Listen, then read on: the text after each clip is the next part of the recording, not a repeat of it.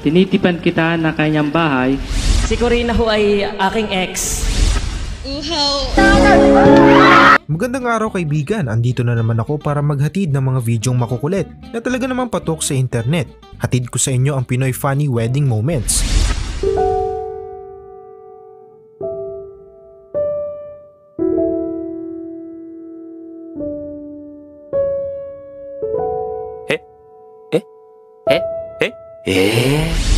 Una sa ating listahan ang bride and groom na ito kung saan si bride alae. Talaga namang proud to be Batanggenya.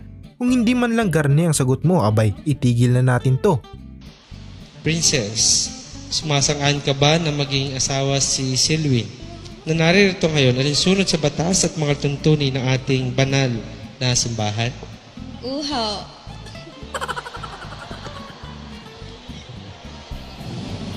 Buong puso ba ang pagkakaloob mo sa kanya ng iyong sarili bilang kanyang may bahay? Uhaw.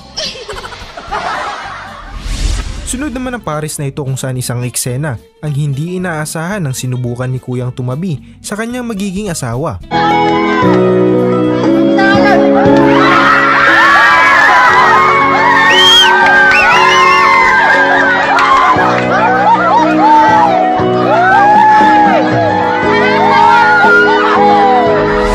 Hindi naman mapigilang tumawa ng mga dumalo sa kasal ng bride and groom na ito sa kahilingang banggit ni bride para sa kanilang dalawa.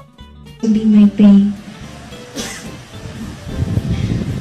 Please know that I won't be at my very best at all times, but I promise to love you and to take care of you to the best of my strength until the last beat of my heart.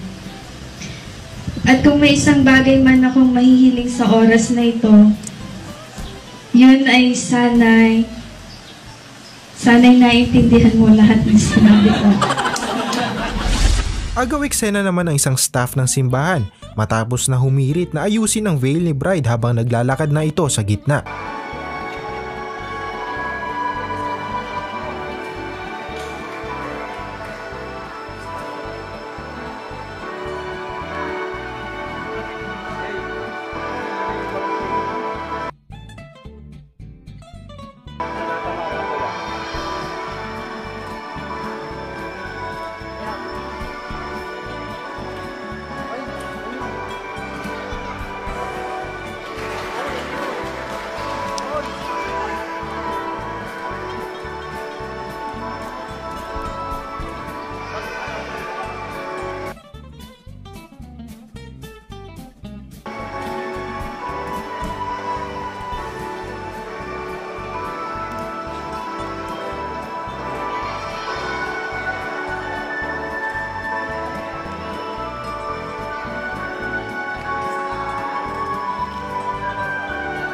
Talaga namang memorable ang ginawa niya, pati sa wedding video ay bida si Kuya.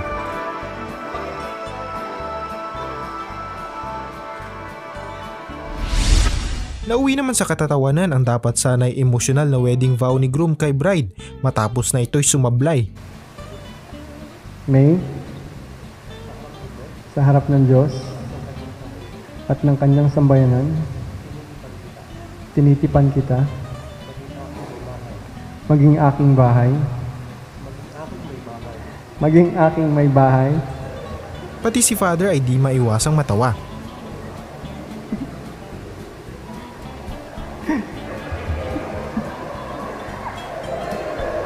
Take two, ha? Take two. Palibasa, arkitek ka eh. Arkitek ka. Walang nasisip kundi bahay, no? Bahay lagi. Sige, ulit. Usapang bahay naman lang, narito pa ang isang eksena kung saan si groom may pa-house and lot yata sa dami ng bahay na kanyang binanggit. Stephanie, sa harap ng Diyos at ng kanyang sambayanan, tinitipan kita na kanyang bahay, aking bahay, na may bahay. House and lot ang gusto mo, ha? Hindi si Stephanie. Ulit-ulit. Stephanie, sa harap ng Diyos at ng kanyang sambayan, tinitipan kitang maging aking bahay.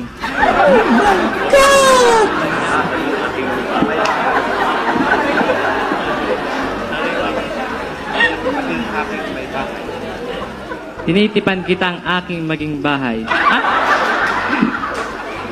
May bahay. Dahil sa paulit-ulit na pagkakamali ni groom, pati si father ay di na nakatiis.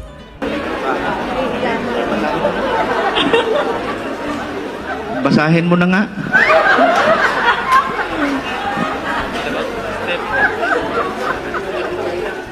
Stephanie, sa harap ng Diyos at ng kanyang sambayanan, tinitipan kitang maging aking may bahay sa harap at ginhawa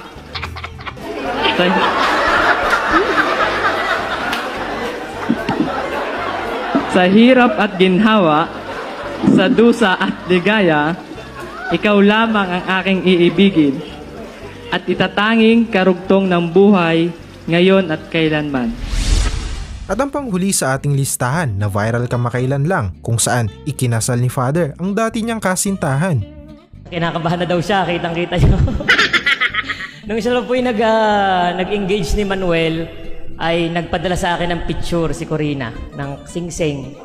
At ang kanyang sabi, Father, may content ka na sa vlog mo.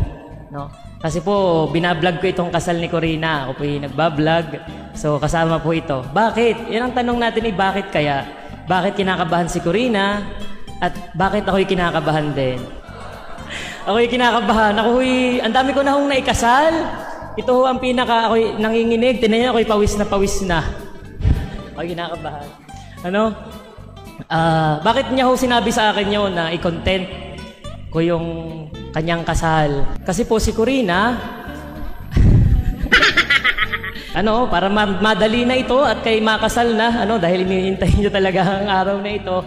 Si Corina ho ay aking ex. Yeah.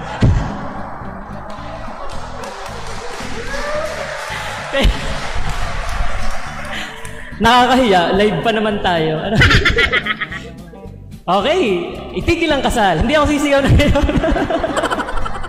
Kaya ako kanina si Jansen ay wala pa. Kinakabahan na si Corina. Sabi ko, Corina, hindi yata matuloy ang iyong kasal. Sabing si Jansen ay kasabwat ko eh. Best friend ko yung magkakasal kay Corina. Ay kaya hindi nadating si Jansen, parang ayaw ituloy. Gayong pa man, the past is past. Ano nga, Corina? At dito na nagtatapos ang mga videong ating nakalap sa ating patuloy na paghahagilap sa mga eksenang sa atin ay nagbibigay ng mantusawang saya. Huwag kalimutang mag-subscribe at i-like ang video ito. Hanggang sa muli.